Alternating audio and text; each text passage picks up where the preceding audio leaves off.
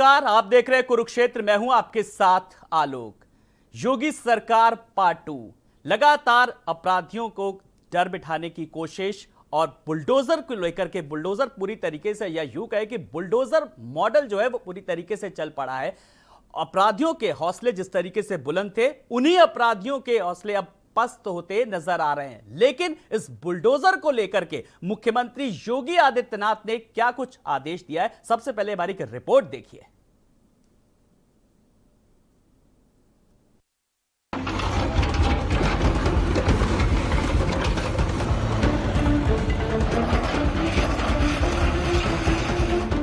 उत्तर प्रदेश में माफिया और अपराधियों पर योगी सरकार ने तेजी से लगाम कसना शुरू कर दिया है। सीएम योगी के यूपी में दोबारा सत्ता में आते ही अपराधी खौफ खाने लगे हैं। आलम यह है कि अपराधी अब खुद ही कह रहे हैं कि हम अपराध नहीं करेंगे। इस बीच यूपी में अपराधियों और माफियाओं के बीच बुलडोजर का खौफ भी साफ दिखने लगा है। माफियाओं की अवैध संपत्ति पर योगी का बुलडोजर फिर से चल रहा है। इस बीच सीएम योगी ने सख्त निर्देश जारी किए और साफ कहा कि किसी गरीब की झोपड़ी दुकान पर बुलडोजर नहीं चलेगा, सिर्फ पेशेवर माफिया, दुर्दांत माफिया की अवैध संपत्ति पर बुलडोजर चलेगा। गरीबों, व्यापारियों की संपत्ति पर कब्जा करने वालों पर कड़ी कार्रवाई होगी। ये निर्देश आए हैं कि बुलडोजर का गलत उपयोग न हो। जो बुलडोजर का उपयोग होता रहा है वो अवैध निर्माण तथा सरकारी संपत्ति पे, जो ज़मीनों पे अवैध कब्जे करके जो निर्माण होते हैं, और उसके साथ साथ सारी न्यायिक प्रक्रिया उसमें पूरी कर ली जाती है, जिससे कि ध्वस्तीकरण की कार्रवाई पुलिस कराती है। और जहाँ जहाँ पे नगर निगम या डेवलपमेंट अथॉरिटीज़ निर्माण को तोड़ती है, वहाँ शांति व्यवस्था बनाए रखने के लिए पुलिस का प्राविधान किया गया है। योगी सरकार फुल एक्टिव मोड में है और माफियाओं के अवैध रूप से बने घरों को ढूंढ ढूंढ कर गिरा रही है। सरकार की ताबड़तोड़ कार्रवाई के बाद अब माफियाओं की सांसें हलक में अटकी है और अपराधी बेचैन है। उत्तर प्रदेश में बाबा का बुलडोजर चल रहा है, लेकिन अब ये बुलडोजर गरीबों के लिए परेशानी का सबब भी बन रहा है। और ऐसे में उत्तर प्रदेश की सरकार यानी मुख्यमंत्री योगी आदित्यनाथ ने खुद ये निर्देश दिया है, अधिकारियों से कहा है कि बुलडोजर तो चले लेकिन गरीबों के ऊपर नहीं चलना चाहिए। बुलडोजर सिर्फ पेशेवर अपराधियों और माफियाओं के अवैध संपत्तियों को गिराने के लिए चलना चाहिए।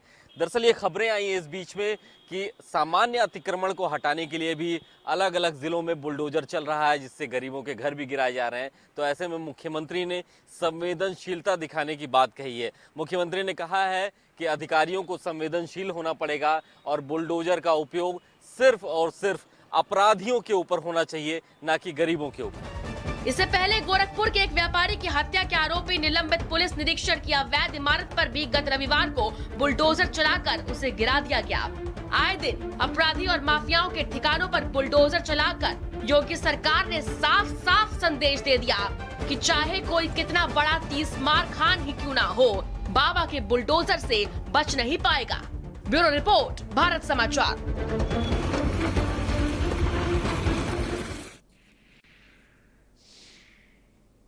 तो नई बुलडोजर पॉलिसी आखिर क्या है? सीएम योगी का सख्त निर्देश, साफ तौर पर निर्देश कि किसी भी गरीब को हरगिज परेशान ना किया जाए।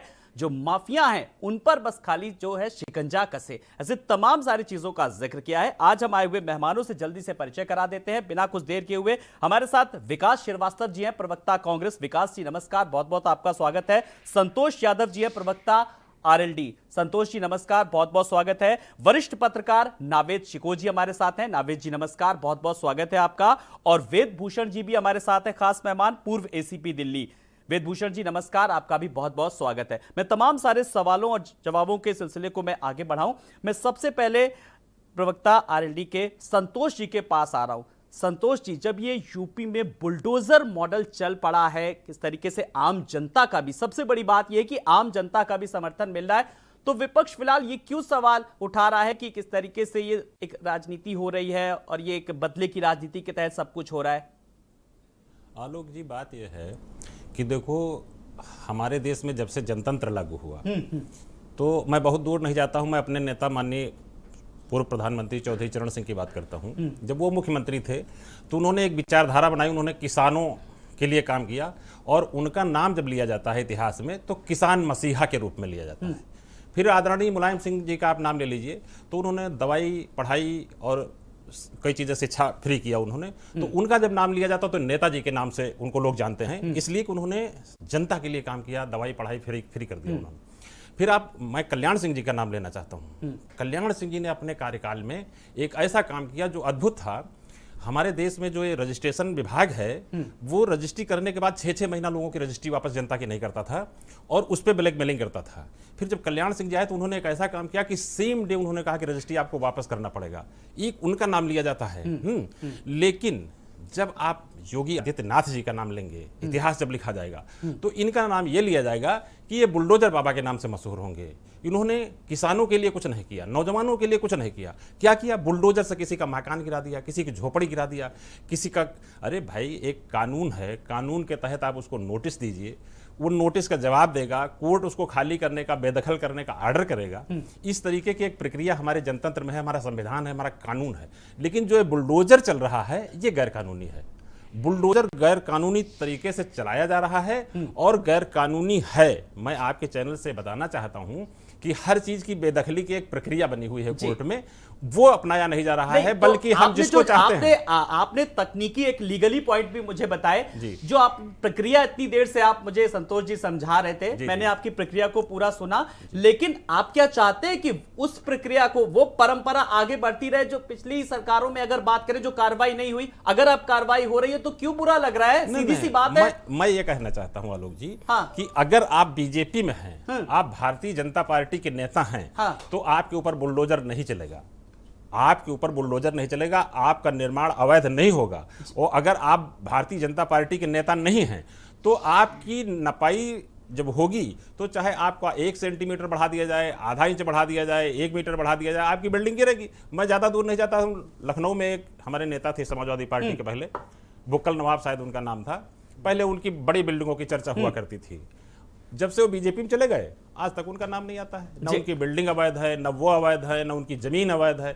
तो मेरा ये कहना कि बीजेपी में शामिल हो जाइए, आपकी बिल्डिंग वैध हो जाएगी। चलिए, और विपक्ष ने क्या अपना माइंड सेट कर लिया है कि ये बदले की कार्रवाई, बस जब भी कोई कार्रवाई हो रही है, बुलडोजर चल रहा है तो विपक्ष लगातार ये सवाल उठा रहा है कि बदले की कार्रवाई। हमारे साथ अवनीश त्यागी जी भी जुड़ गए, प्रवक्ता है बीजेपी के। अवनीश जी नमस्कार, बहुत बहुत आपका स्वागत है, आपने अभी अभी हमें ज्वाइन किया है। हम बुलडोजर को लेकर के चल रहे हैं, यूपी सरकार के बुलडोजर मॉडल को लेकर के, लेकिन अब उन्होंने नई बुलडोजर पॉलिसी को लेकर के साफ तौर पर कहा कि गलत इस्तेमाल इसका नहीं होगा। लेकिन मैं जब विपक्ष को लेकर के सवाल पूछता हूं, विपक्ष हमेशा ये कह रहा है, इस सवाल का जवाब दे रहा है अवनीश जी कि ये बदले की कार्रवाई हो रही है, तो कैसे फिर जवाब देंगे? फिर नहीं, दरअसल विपक्ष के पास कुछ कहने के लिए बचा नहीं। विपक्ष बौखलाया हुआ है अप्रत्याशित हार से। उन्हें उम्मीद थी कि सरकार आए, पर जनता ने उनके ऊपर बुलडोजर चला दिया, उनके मंसूबे ध्वस्त कर। अब बुलडोजर माफियाओं पे चल रहा है, गलत अवैध कब्जे करने वालों पे चल रहा है, तो फिर इन्हें क्या दिक्कत होगी? और मुख्यमंत्री ने, माननीय मुख्यमंत्री जी ने स्पष्ट निर्देश दे दिए हैं कि किसी गरीब के ऊपर, किसी निर्दोष आदमी के ऊपर नहीं चलेगा जी। तो बुलडोजर चलाते हुए ये ध्यान रखना है, केवल माफिया, भूमाफिया, अवैध कब्जे करने वाले, दबंगई दिखाने वाले, इन्हीं पे बुलडोजर चल रहा है। और ये भी मुख्यमंत्री जी पहले कह चुके हैं कि इस तरह की जमीन कब्जा होगी, जो अवैध कब्जे होगी, वो उस पर गरीबों के आवास पर जी। और मेरठ में इस तरीके की बानगी और प्रयागराज में इस तरीके की शुरुआत भी हो चुकी है जी। विकास जी, कुल मिलाकर के जब एक कार्रवाई हो रही है, खास करके अपराधियों पर शिकंजा कसा जा रहा है, उसके बावजूद भी विपक्ष आखिर क्यों सवाल उठा रहा? आप भी तो विपक्ष में हैं। देखिए, बुलडोजर चलाने से एक प्रश्न अलग खड़ा हो रहा है कि राज्य सरकार के जो मुखिया हैं उन्होंने अपने आप को महिमा मंडित कर रखा है बुलडोजर बाबा के नाम पर। एक संत के यहाँ अगर देश के कानून की धज्जी उड़ाई जाएगी तो उस पर सवाल उठाने के बाद वो विपक्ष का सवाल नहीं होता है, वो भारतीय संविधान और भारतीय कानून को का मखौल उड़ाना जैसा विषय है। अगर नोटिस दी जाती है, 3 बार नोटिस देने का प्राविधान है, उन नोटिस देने के बाद अगर तीनों बार जिस व्यक्ति ने अवैध निर्माण किया है अगर वो नहीं आता, पहली नोटिस 307 का की, 307(3) की तीसरी नोटिस है, दूसरी नोटिस है 307 का की। पहली नोटिस, दूसरी नोटिस और तीसरी नोटिस देने के बीच में एक निर्धारित समय दिया गया है। उस समय के उपरांत ही आप इस तरीके की कार्रवाई कर सकते हैं। किसी भी मुख्यमंत्री को पूर्ण बहुमत की सरकार बना लेने के बाद यह अधिकार नहीं प्राप्त हो जाता है कि वह भारतीय संविधान की धज्जी उड़ा करके अपने आप को सर्वोपरि करे, क्योंकि अगर कोई व्यक्तिवाद, अहम और इस तरीके से अगर देश के कानून की धज्जी उड़ाई जाएगी, असंवैधानिक तौर तरीके से, इसमें भारत का गौरव ऊंचा नहीं होता है, गिरता है। अगर अपराधी हो या गैर अपराधी हो, आपने एक वर्ग को चिन्हित किया, वोट लिया, ठीक किया, वोट ले लिया, आप सरकार में आप आ चुके हैं। अब आप एक संवैधानिक चीफ मिनिस्टर की तरीके से दायित्व निर्वाह करिए, क्योंकि ये अशिक्षित समाज विपक्ष नहीं है। ने आज अपनी बात रख दी और तमाम सारे सवाल खड़े किए। मैंने पूरा मौका दिया राजनीतिक दलों को। अब मैं जरा अपने पीसीआर सहयोगी से कहूंगा, जरा वो ग्रेटर नोएडा वाली वो तस्वीर जरा प्ले करिए, ताकि वो यहां पर बैठे हुए मेहमान उस तस्वीर को देखें, उस खबर को देखें और मुख्यमंत्री ने किस तरीके से उस मामले को संज्ञान में लिया। यह तस्वीर देखिए, यह है ग्रेटर नोएडा की तस्वीर, जहां पर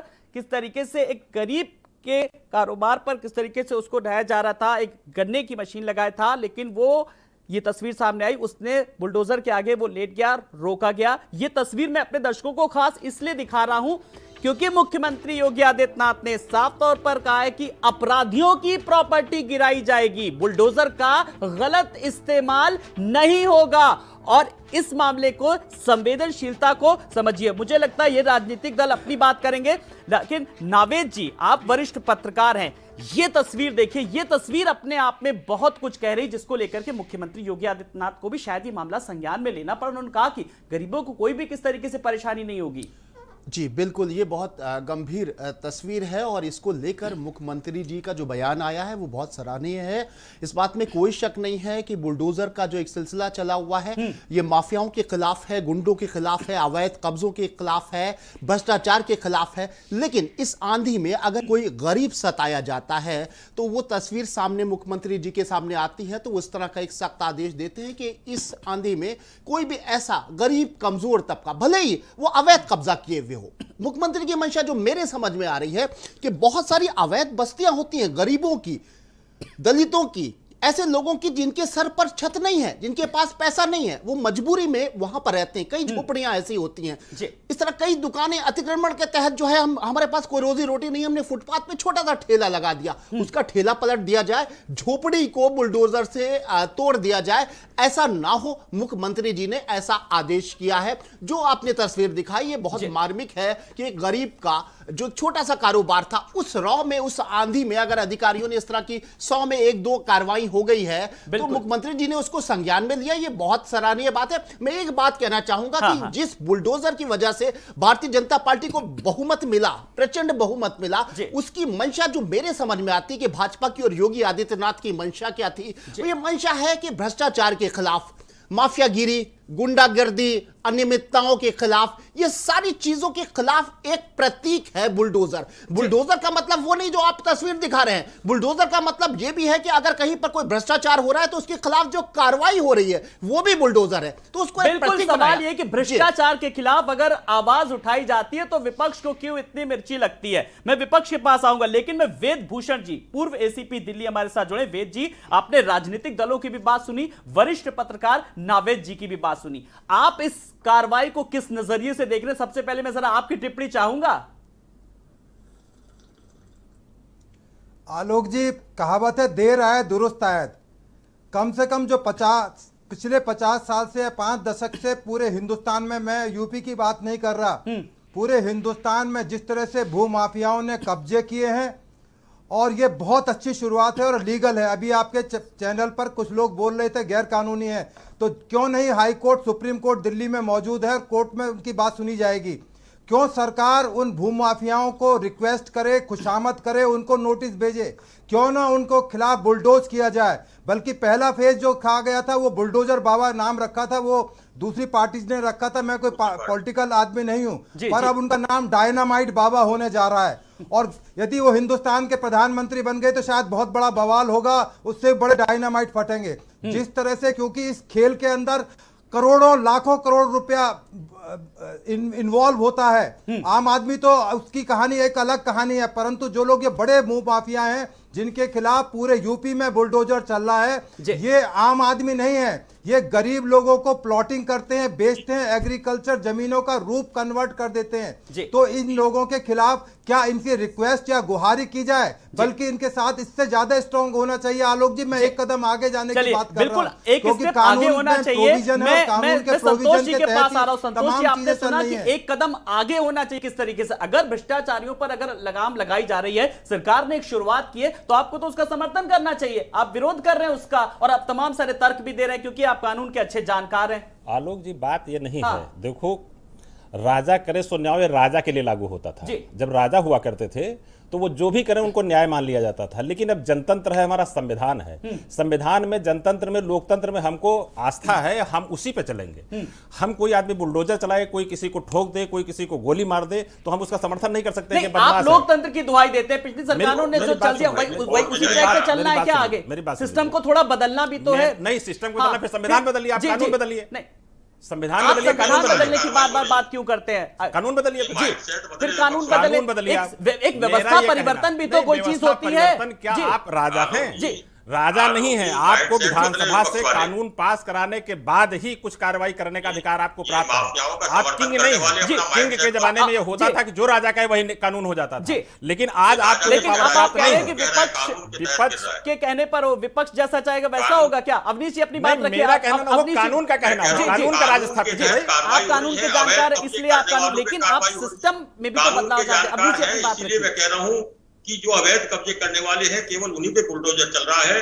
बुलडोजर का समर्थन करने वाले वो बिलबिला रहे हैं, उनको जनता भी नकार चुकी है। अरे भाई, अगर अवैध पर चलता होता तो आज माननीय मुख्यमंत्री जी ने कहा है कि गरीबों पर बुलडोजर नहीं चलेगा। गन्ना जूस बेचने वाले पे बुलडोजर चल रहा है। तो उन्होंने संज्ञान में लिया ना, संज्ञान में लिया ना उस मामले को, इसीलिए मैंने तमाम लोग उससे पीड़ित हो गए, तमाम लोग उससे पीड़ित हो गए, तब आपके संज्ञान में आया। हजारों लोग उससे प्रभावित हो गए, तमाम लोगों की झोपड़ियां गिर गई, तमाम लोगों के मकान गिर गए। और मैं एक बात और बताना चाहता हूं, सुनेंगे। अवनीश जी, अपनी बात रखिए। जी, जो माफियाओं की बिल्डिंग गिर रही है वो पूरी तरह से अवैध बनी हुई है, अवैध कब्जे करके बनी हुई है। उनको कानून में पूरी मौका दिया गया था जाने का। जब कहीं से न्याय नहीं मिला तब उनकी गिर रही है। जब वो गलत थे तो उन्हें न्याय कौन देगा? अवैध काम करने वालों की पक्षधारी नहीं करनी चाहिए।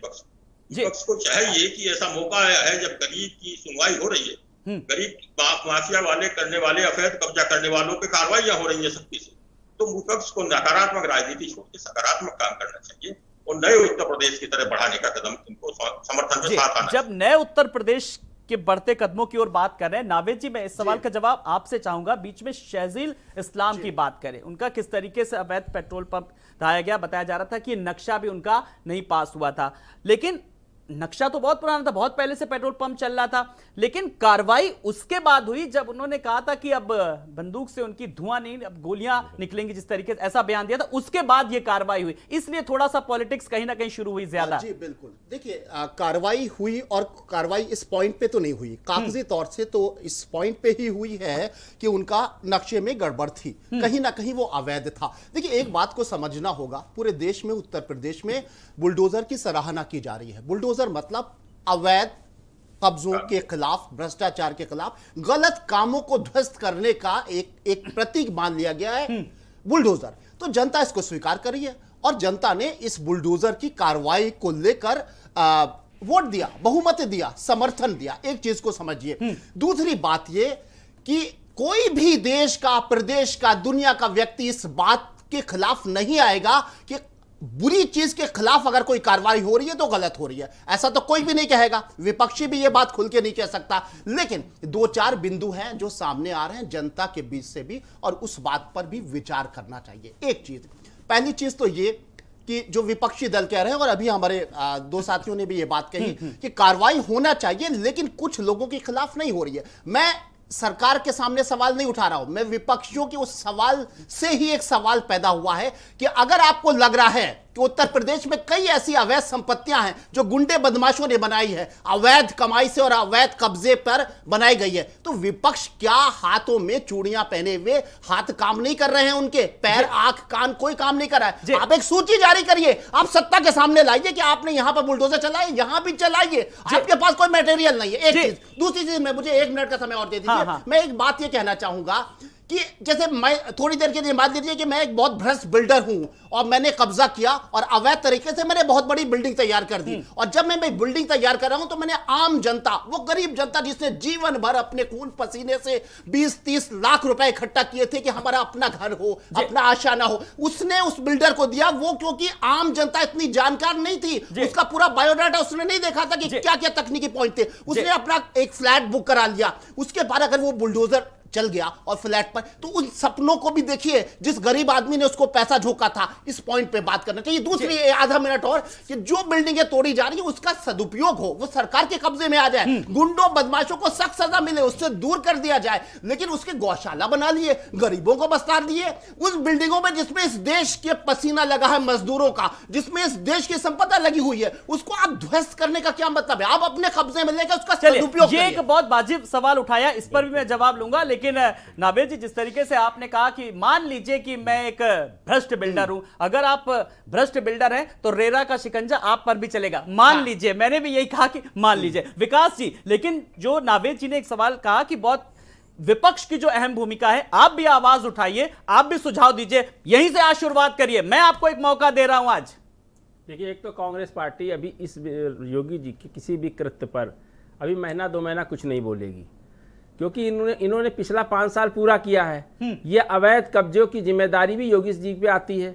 इन 5 सालों में अगर वो कोई बिल्डिंग बनी है तो उसके सारी जिम्मेदारी योगी जी पर है, और उत्तर प्रदेश सरकार को पहले जिम्मेदारी लेना चाहिए किसी भी बिल्डिंग को अवैध घोषित करने की, उनके सूचीकरण करने की, उनको चिन्हित करने की सारी जिम्मेदारी सरकार का होना चाहिए थी। सरकार ने वोट बैंक के लिए एक वर्ग विशेष के बिल्डिंगों का तो प्रचार प्रसार किया, पर तमाम सारे ऐसे अवैध हैं जो भारतीय जनता पार्टी के लोगों ने स्वयं किए। आप नगर निगम के किसी भी पार्क में लखनऊ में चले जाइए, वहां पर एक सांस्कृतिक गतिविधियों का हवाला देकर आपने हर मंदिर बना करके कुछ कब्जा करके, पार्कों को कब्जा करके आपने लगातार अवैध कब्जे किए हैं, और अवैध कब्जे तोड़ने जाते हैं। कांग्रेस के शासनकाल में भी अवैध कब्जे तोड़े गए थे। यह सरकार का धर्म होता है अवैध कब्जे को तोड़ना, नगर निगम का काम होता है। हम टैक्स देते हैं नालियों की साफ सफाई और अवैध कब्जों को तोड़ना, जल भराव को रोकने के लिए अवैध कब्जे तोड़े जाते हैं। पर अगर आप 5 साल सरकार में रहे और 5 साल में अपनी आक्रामकता नाकामी को छुपाते रहे, और 5 साल के जब 2 महीना चुनाव रह गया, जब आपने जनता के साथ कोई ना रोजगार दे पाए, ना किसानों के लिए आपने कोई वेलफेयर किया, आपने कांग्रेस की दी हुई योजनाओं से, फूड सिक्योरिटी बिल से, मनरेगा से, चलिए आपने अपनी पीठ थपथपाई, वोट लिया। अब सीधा वोट लेने के बाद कट्टू-कट सवाल का कट्टू-कट जवाब दीजिए। मैं एक लाइन कांग्रेस के प्रवक्ता विकास, चलिए पूरी करिए जी। आ रहा हूं अवनीश जी, आ रहा हूं। कांग्रेस की नीतियों पर आपने जनता से वोट लिया, वोट लेने के बाद आप जनता से कहते हैं बड़ी विडंबना है कि कांग्रेस ही अपनी नीतियों को कैश नहीं करा पाई और बीजेपी ने उसको फॉलो कर लिया और सत्ता के सिंहासन पर काबिज हो गई। अवनीश त्यागी जी, अब इस सवाल का जवाब आप दीजिए, आपको मैं पूरा मौका दे रहा हूं। काफी सुझाव आए हैं, देखिए अब विपक्ष को आप लोग कहते भी हैं मैं विपक्ष को लेकर के साथ में चलूंगा। आज विकास जी ने तमाम सारे सुझाव दे दिए हैं। विकास जी ने जो सुझाव दे दिए, पर ये पहले अपने नेतृत्व को सुझाव दें, उनको समझाए कि आपकी नीतियां जो थी आप क्यों नहीं उसके सरकार में बना पाए, उस पर जनमत क्यों नहीं ले पाए, क्यों नहीं आप जनता को संतुष्ट कर पाए कि आपकी नीतियां सही है। ये क्यों मजाक कर रहे हैं कि कांग्रेस की नीतियां और भाजपा ने बदली? भाजपा की अपनी नीतियां है, भाजपा की अपनी सोच है। भाजपा ने दिशा बदली है, राजनीति की दिशा बदली है। अब जो काम हो रहा है पूरा अवैध काम करने वालों के, माफिया करने वालों के, कानून व्यवस्था बिगाड़ने वालों के, भ्रष्टाचार के खिलाफ जो काम हो रहा है बिल्कुल सिस्टमेटिक हो रहा है, बड़े तरीके से हो रहा है। अवैध निर्माण कोई आपाधापी से नहीं हो रहा। साल में अवैध निर्माण नहीं हुए हैं, ये अभी 5 दिन में हुए सरकार बनने के बाद। त्यागी जी एक सवाल का जवाब चाहता हूँ आपसे। मैं बता रहा हूँ नहीं, क्या ये अवैध निर्माण अभी बने हैं? अभी 10 दिन के अंदर जो बने हैं, क्या सरकार बनने के बाद बने अवैध निर्माणों को तोड़ रही है सरकार? छानबीन होने के बाद, पूरे जानकारी होने के बाद, उनको पूरा मौका देने के बाद। 5 साल आपकी सरकार थी, तब आपने अवैध निर्माणों को क्यों नहीं तोड़ा? केवल इंतजार कर रहे थे कि चुनाव जीतने के बाद 24 के चुनाव के लिए माहौल कैसे बनाया जाए। एक जातिवाद विशेष के तोड़ने का प्रचार महिमा मंडन कर रहे हैं और बाकी अवैध निर्माणों में क्या होगा? सब अवैध निर्माण तोड़े जाएंगे। ये तो अभी 5 साल के अंदर ये बनी बिल्डिंग है, जो अभी आपने बालू अट्टा में जो बिल्डिंग तोड़ी है बसपा नेता की, वो तो इसी 2 महीने के अंदर 4 महीने में तो बनी नहीं है, साल भर से बन रही थी। और मुख्यमंत्री आवास वहां से 3 किलोमीटर दूर है, आखिर वो कैसे बनती चली गई? अवैध सिद्ध करना पड़ता है, दूसरे सर, पक्ष को मौका देना पड़ता है त्यागी कि कहीं जी, कोई कानूनी फॉल्ट ना रहे, और जब बिल्कुल सिद्ध हो जाता है कि ये अवैध है तब गिराई जाती है। माननीय आपको पता होगा कानून त्यागी के। जी, पिछले 5 साल में बिल्डिंग बनती रही, आपकी सरकार में मुख्यमंत्री नहीं बदला, वही मंत्रिमंडल में ज्यादातर लोग हैं। अवैध बिल्डिंग बनी है, जो अवैध काम हुए हैं, वो सब कोई अब आप सुनकर बख्शीश नहीं जवाब होगी, नहीं देना कोई चाहते, बख्शीश नहीं होगी। मैं जवाब दे रहा हूँ, आप जवाब सुनना नहीं चाह रहे। नहीं तो आप 5 मजाक साल की से बात- चीफ मजाक मिनिस्टर की तो बात माननीय है। योगी जी थे, जो 5 वो साल बिल्डिंग में कब कोई बनी गलत और कब काम नहीं तोड़वाने हुआ का है, आदेश दे दिया गया? जो गलत बनी है वो नहीं बचेंगी, जो अवैध कब्जे हैं वो नहीं बचेंगे। नहीं, पहले माननीय अवैध बनने मुख्यमंत्री जी दीजिए कई बार 5 साल कहते हैं, तक, इसके बाद अगले 5 साल का सब चुनाव रोके जा जीतने रहे के लिए हैं, बुलडोजर उनको दिखा नोटिस दिए करके जाते हैं, बुलडोजर बाबा वाली नोटिस छवि दिए बना जाते हैं, दीजिए। उनको कार्रवाई हो जाती है। अब लोग ऐसे हैं कि अपने आप तोड़ने लगे हैं, जिन्होंने अवैध बनाई है वो अपने आप गिराने लगे हैं। चलिए, ये अवैध संपत्ति मैं इतनी देर से सुन रहा हूं। वेद भूषण जी, बहुत अहम सवाल, मैं अब आपसे इसका जवाब ले लूं पहले, फिर मैं ब्रेक लूंगा। वेद भूषण जी, अवैध संपत्ति आपने भी सुना होगा, राजनीतिक दलों ने कहा अवैध संपत्ति क्या है? जब एक अवैध नक्शा किस तरीके से पास हो जाता है, उसी पर तो पूरी प्रॉपर्टी खड़ी हो जाती, पूरी बिल्डिंग। अवैध नक्शा कैसे पास होता है? हमें इस पे कहीं ना कहीं रूट पे जाने की जरूरत है। इस पूरे मामले को लेकर के एक सिस्टम में कहीं ना कहीं बदलाव की जरूरत है इनिशियल स्टेज पर, तभी हम शायद ये सिस्टम में जो लूप होल्स हैं इसमें परिवर्तन आएगा। आलोक जी, मुझे 2 बातें कहनी है। मैं नावेद छिक्को की बात को आगे बढ़ाऊंगा, उससे पहले मैं विकास श्रीवास्तव जी को बताना चाहता हूं कि जब इस दिल्ली में जहां से मैं डिबेट कर रहा हूं, यहां पर इमरजेंसी लगी थी हिंदुस्तान के अंदर, डीडीए के कमिश्नर थे जिनका नाम था BR टमटा, गूगल करके देख लें। वो दिल्ली के अंदर बुलडोजर बाबा के रूप में जाने जाते थे। अब फिर वही आएगी, हिंदू मुसलमान वाली बात नहीं करना चाहता। जामा मस्जिद, दरियागंज, अजमेरी गेट, रामलीला ग्राउंड के पास जो अतिक्रमण हटाए गए थे वो कांग्रेस के टाइम में भी हटाए गए थे। कानून का प्रोविजन आज भी है और पहले भी था।